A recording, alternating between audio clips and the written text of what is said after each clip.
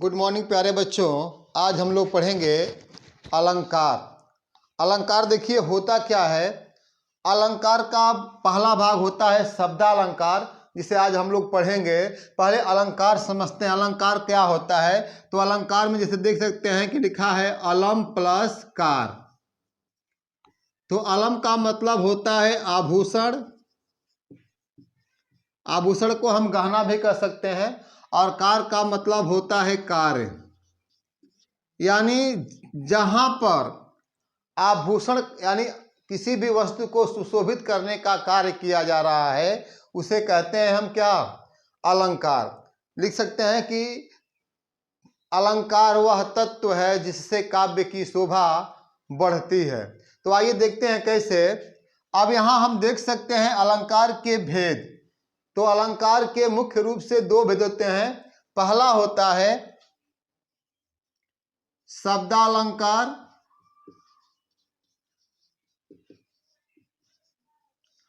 और दूसरा होता है अर्थालंकार।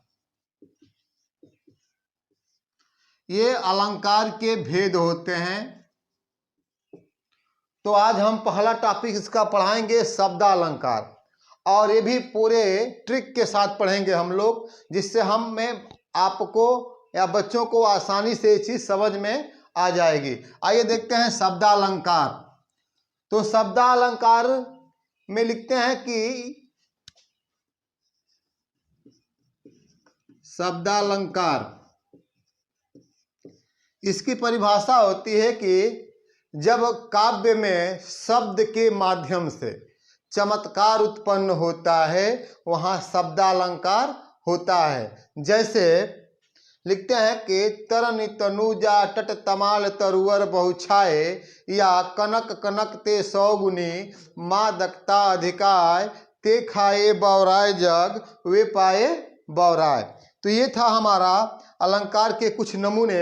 आइए आगे पढ़ते हैं अलंकार में। तो शब्दालंकार के मुख्य रूप से तीन भेद होते हैं। शब्दालंकार के भेद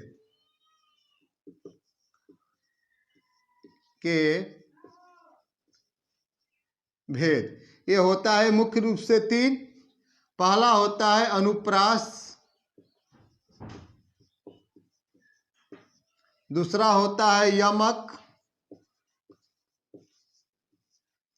और तीसरा होता है श्लेष। यहां देखते हैं अनुप्रास क्या होता है। अनुप्रास का मतलब होता है बार बार वर्णों की आवृत्ति। इसको पहचानने का सबसे आसान तरीका यह है कि इसमें किसी भी वर्ण की आवृत्ति बार बार होती है। जैसे देखिए यहां पे अनुप्रास में देखिए क्या होता है, यानी किसी भी वर्ण की, किसी भी वर्ण यानी अक्षर, किसी भी वर्ण की आवृत्ति बार बार होती है, बार बार होती है। जैसे उदाहरण ले लेते हैं, एक ठो ले लेते हैं यहां पे कि रघुपति राघव राजा राम। यहां देख सकते हैं उदाहरण के माध्यम से कि यहां देखिएगा 1 2 3 4, यानी र वर्ण की आवृत्ति, कितने वर्ण की आवृत्ति, र वर्ण की आवृत्ति कितनी बार हो रही है, 1 2 3 4, 4 बार हो रही है। आपने देखा, मैंने बताया कि अनुप्रास अलंकार में किसी भी वर्ण की आवृत्ति जो होती है अधिक होती है। जैसे यहां देखा गया है कि रघुपति राघव राजा राम, यानी र वर्ण की आवृत्ति इसमें 4 बार हो रही है। इस तरह से ये अनुप्रास अलंकार का भेद है। आइए उदाहरण है, एक और उदाहरण लेते हैं। इसे ले लेते हैं आपका तरनी तनुजा टट तमाल, तरुअर, बहु, छाए। अब यहां देख सकते हैं दूसरे उदाहरण में कि त त त त त, यानी इसमें भी त वर्ण की आवृत्ति, त वर्ण की आवृत्ति 4 बार हो रही है।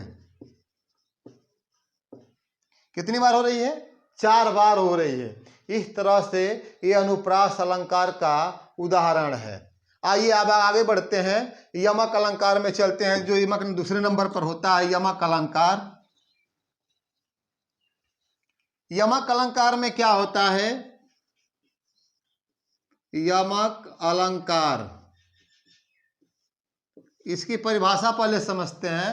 लिखता है कि जब एक ही शब्द वाक्य में कई बार प्रयुक्त हुए हो, कह रहा है कि जब काव्य में एक ही शब्द कई बार प्रयोग हुए हो किंतु हर बार उनका अर्थ अलग अलग हो, वहाँ यमक अलंकार होता है। इसका कहने का मतलब कि शब्द जो रहेगा, एक शब्द कई बार प्रयोग होंगे। कितनी बार? कई बार। लेकिन हर बार क्या होगा? हर बार अर्थ में अंतर।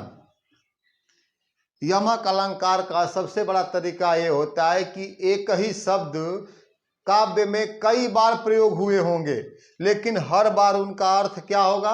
अलग अलग होगा। उदाहरण लेते हैं यमक अलंकार का। यमक का उदाहरण जैसे ले लेते हैं पहला, कनक कनक ते, कनक कनक ते 100 गुनी मादकता अधिकाय,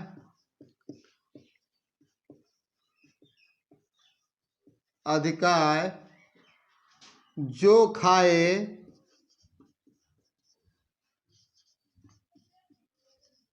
बौराय जग वे पाए,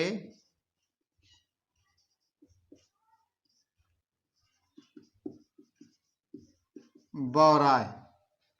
यहां देख सकते हैं आप, कह रहा है कि कनक कनक ते 100 गुनी मादकता अधिकाय, ते खाए बौराय जग वे पाए बौराय।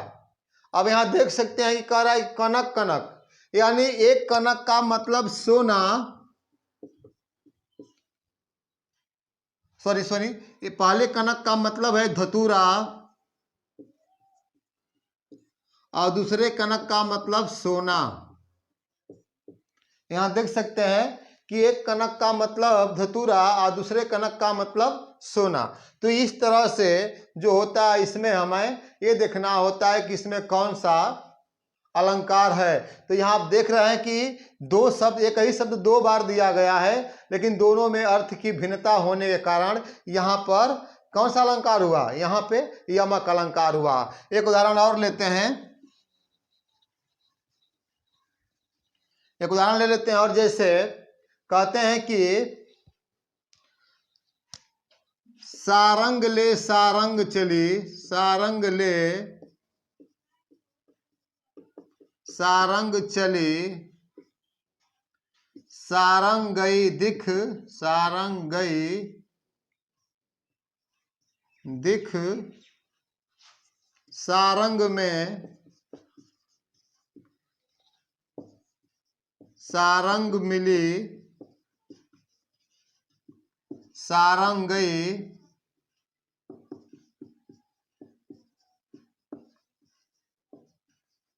पैठ। यहां देख लें आप लोग कि यहाँ पे सारंग शब्द 6 बार आया हुआ, 1 2 3 4 5 6। यमक अलंकार की यही तो खासियत है कि एक ही शब्द काव्य में कई बार प्रयोग होंगे किंतु हर बार उनका अर्थ अलग होगा। कह रहा है कि सारंग ले सारंग चली, मतलब घड़ा को लेकर औरत चली। वर्षा, सारंग का मतलब मुख, सारंग मिली आंचल, जल। आप यहां समझ सकते हैं, कह रहा है कि एक और घड़ा लेकर एक औरत जा रही थी, तब तक वर्षा दिख गई और घड़े के मुख को उसने अपने आंचल से ढक लिया, लेकिन वर्षा का जो जल था उसको छनते हुए उसमें पहुंच गया। तो यहां देख रहे हैं कि एक सारंग का मतलब घड़ा, एक सारंग का मतलब औरत, एक सारंग का मतलब वर्षा, एक सारंग का मतलब मुख, और एक सारंग का मतलब आंचल, और एक सारंग का मतलब जल या बूंद भी कह सकते हैं। तो ये है यमक अलंकार की खासियत। यमक अलंकार में एक ही शब्द जो होते हैं कई बार प्रयोग होते हैं, किंतु हर बार उनका अर्थ क्या होता है, अलग अलग होता है। अब आइए इसके तीसरे नंबर पर चलते हैं। तीसरा नंबर जो इसका होता है इसे कहते हैं हम लोग श्लेष अलंकार।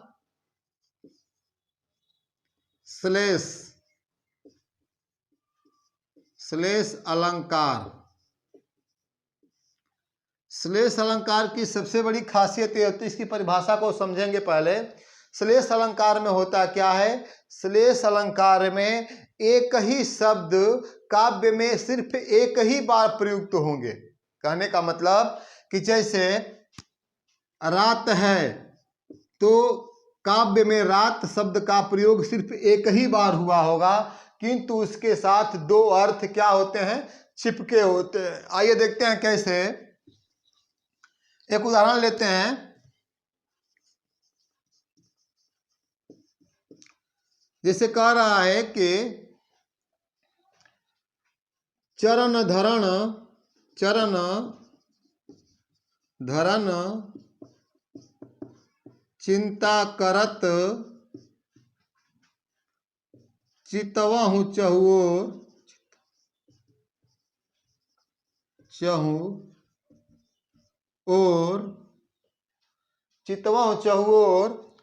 आ सुबरन को खोजत फिरत कवि व्यभिचारी चोर। आप देख सकते हैं यहाँ पे कि मैंने श्लेष अलंकार में आपको बताया कि एक ही शब्द काव्य में एक ही बार प्रयुक्त होंगे, किंतु उसके साथ दो अर्थ चिपके होंगे। और श्लेष अलंकार की सबसे बड़ी एक और पहचान होती है कि एक शब्द के साथ उस काव्य में कहीं ना कहीं तीन लोग आपको आसानी से दिखाई दे देंगे। जैसे यहाँ देख रहे हैं कि चरण धरन चिंता करत चितवहु चहुओर, इस ऊपर लाइन में भी तीन तरह की बात की गई है। और सुबरन वही एक शब्द है, सुबरन वही एक शब्द है जिसको खोजने के लिए तीन लोग लगे हुए हैं, कवि व्यभिचारी चोर। तो सुबरन का मतलब एक हम रख सकते हैं कोई सुंदर। अब यहां देखिएगा कि सुबरन के साथ दो अर्थ चिपका हुआ है, एक है सोना और एक है सुंदर शब्द। या ऐसे भी देख सकते हैं कि सुबरन शब्द का, यहां देख सकते हैं कि सुबरन शब्द में सुबरन का मान लीजिए कोई एक अर्थ होता होगा। अब इसके साथ देखिए सुबरन का मतलब सोना, सुबरन का मतलब सुंदर रूप, और सुबरन का मतलब सुंदर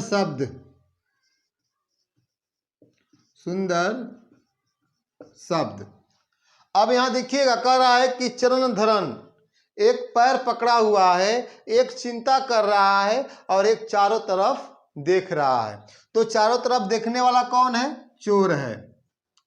चिंता कौन कर रहा है, व्यभिचारी कर रहा है। चरण कौन पकड़ा है, कवि पकड़ रखा है। अब कवि क्या करता है इस सुबरन में, सुंदर शब्द खोजता है, बेविचारी क्या करता है, सुंदर रूप खोजता है, लेकिन जो चोर है वो सोना खोज रहा है।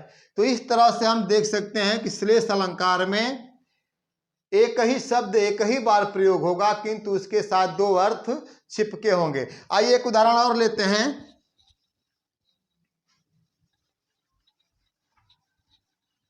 एक उदाहरण ले लेते हैं हम, और जैसे ले लेते हैं यहां पे कि रहीमन पानी राखिए, रहीमन पानी राखिए, बिन पानी सब सून, बिन पानी सब सून, बिन पानी सब सून, बिन पानी सब सून, अब पानी गए न उबरे, पानी गए न उबरे, मोती मानुष चून, मोती मानुष चून। अब यहां देखिएगा पानी, पानी शब्द का जिक्र, पानी को कोई भी व्यक्ति जल ही कह सकता है। अब यहां पानी के साथ दो अर्थ चिपके हुए हैं, देखिए कौन कौन। अब यहां जैसे पानी शब्द है तो एक पानी का मतलब इज्जत और एक पानी का मतलब चमक, एक पानी का मतलब जल ही होता है, ठीक। तो पानी शब्द के साथ दो अर्थ चिपका है, जैसे इज्जत और चमक, ये होता है श्लेष अलंकार। श्लेष अलंकार में एक ही शब्द काव्य में एक ही बार प्रयुक्त होगा, उसके साथ दो अर्थ चिपके होंगे। आइए, ये था हमारा श्लेष अलंकार, और इसी में अगला जो इसका अर्थालंकार है वो अगले टॉपिक में हम लोग पढ़ेंगे। तब तक के लिए धन्यवाद। अगर आपको ये वीडियो अच्छा लगा हो तो लाइक जरूर करें। धन्यवाद।